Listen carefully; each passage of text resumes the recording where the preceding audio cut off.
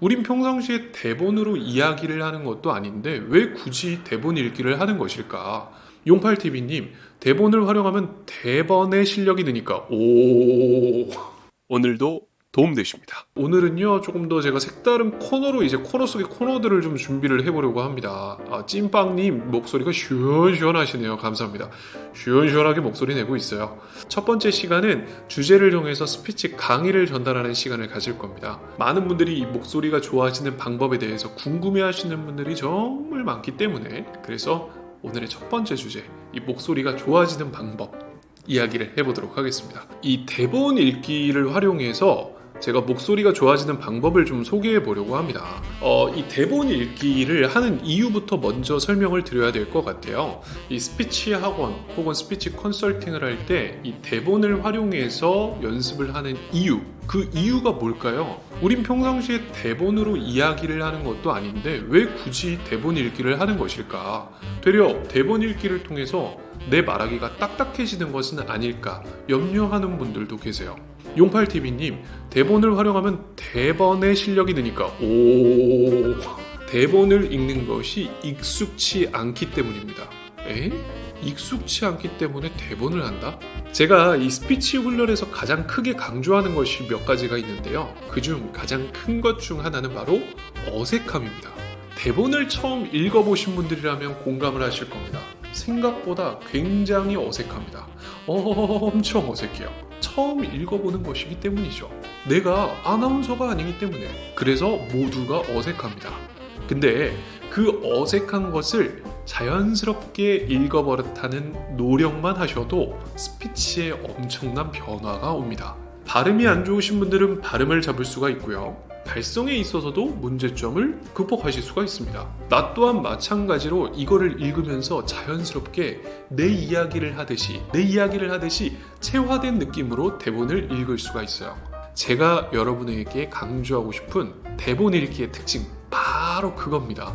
내 이야기처럼 생동감 있게 전달하기 위해 노력하는 것. 이게 목소리가 좋아지는 정말 중요한 방법 중 하나예요. 꼭 기억해 주세요. 대본 읽기를 할 때는 꼭 내가 이야기하는 것처럼 그렇게 읽어주시는 겁니다. 책 읽다 보면 너무 지루해져요. 맞아요. 지루해지는 문제 이런 것들도 오늘 다 해결이 가능하다라는 거예요. 근데 이 좋은 얘기를 하는데 왜 좋아요를 안 누르시는 거예요? 좋아요와 구독 부탁드립니다. 오늘도 도움되십니다. 그래서 제가 오늘 대본 하나를 준비를 했습니다. 그리고 그 대본을 어떻게 읽을지 그 방법을 설명을 드릴 텐데요. 지금부터 대본 하나를 한번 띄워드려 볼게요. 자, 대본은 이겁니다. 밝고 경쾌한 말하기를 오늘 한번 연습해 볼 겁니다. 영스트리트에 나오는 대본이고요. 예전에 제가 또 한번 영상을 통해서 강조한 적이 있었는데요. 다른 어떤 대본보다도 DJ 대본이 굉장히 큰 도움이 됩니다. 왜냐? DJ들의 말하기는 보통 우리의 대화와 같이 이야기를 하거든요. 실제 패널들과 하는 대화도 마찬가지고 방송을 진행하면서 라디오 진행을 하는 데 있어서도 대화하는 느낌으로 이야기를 하기 때문이에요. 그래서 이왕이면 DJ 대본으로 하는 것이 가장 좋습니다. 자, 읽으면서 한번 대본 읽기의 요령을 설명을 드려볼게요. 제가 오늘 목소리 좋아지는 방법을 이야기한다고 했었죠. 어떻게 하시느냐?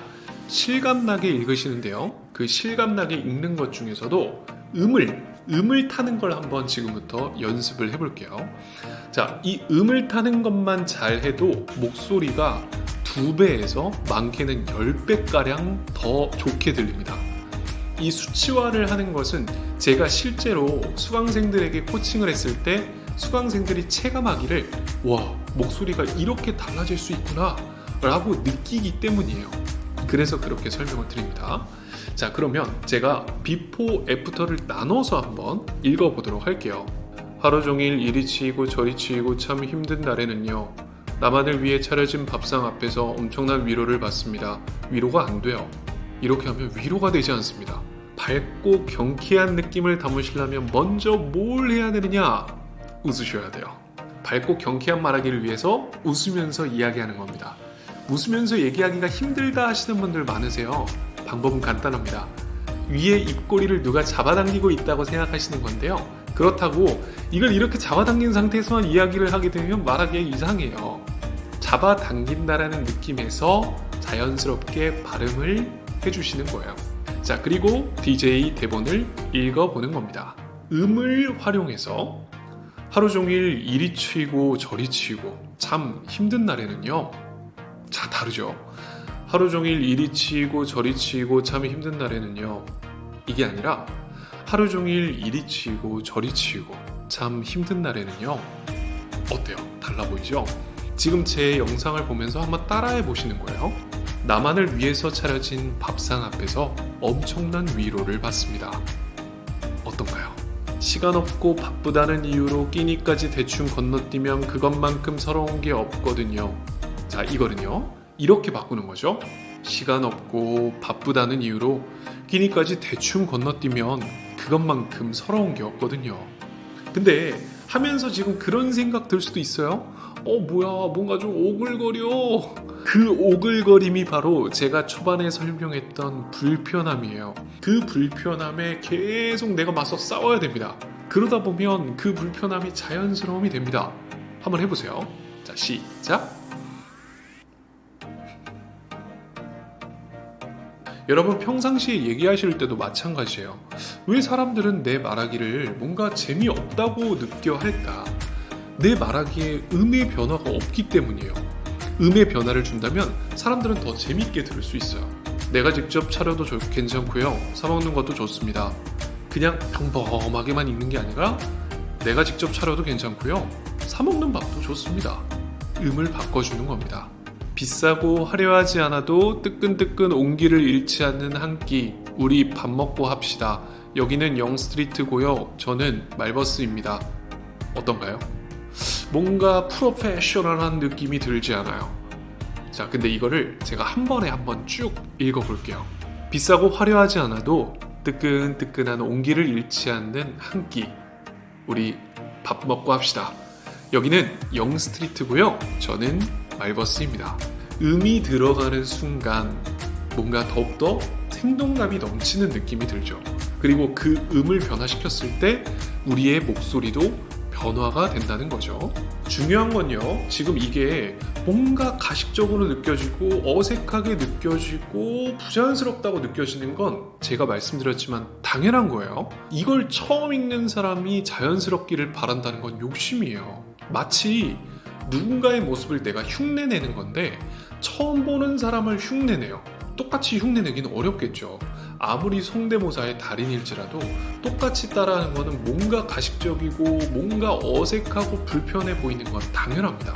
그건 우리가 밑에 그냥 일단 베이스로 깔아두고, 그건 기본적으로 깔아두고, 제가 요구하는 건 여러분이 더 생동감 있게 얘기하기 위해서 차라리 더 오버를 많이 하셨으면 좋겠어요. 오버하고 더 생동감 있게 표현해 주는 겁니다. 자, 제가 한번 읽어보도록 하겠습니다. 얼마나 생동감 있게, 얼마나 오버를 하는지 한번 들어보세요. 하루 종일 이리 치이고 저리 치이고 참 힘든 날에는요, 나만을 위해 차려진 밥상 앞에서 엄청난 위로를 받습니다. 시간 없고 바쁘다는 이유로 끼니까지 대충 건너뛰면 그것만큼 서러운 게 없거든요. 내가 직접 차려도 괜찮고요. 사 먹는 밥도 좋습니다.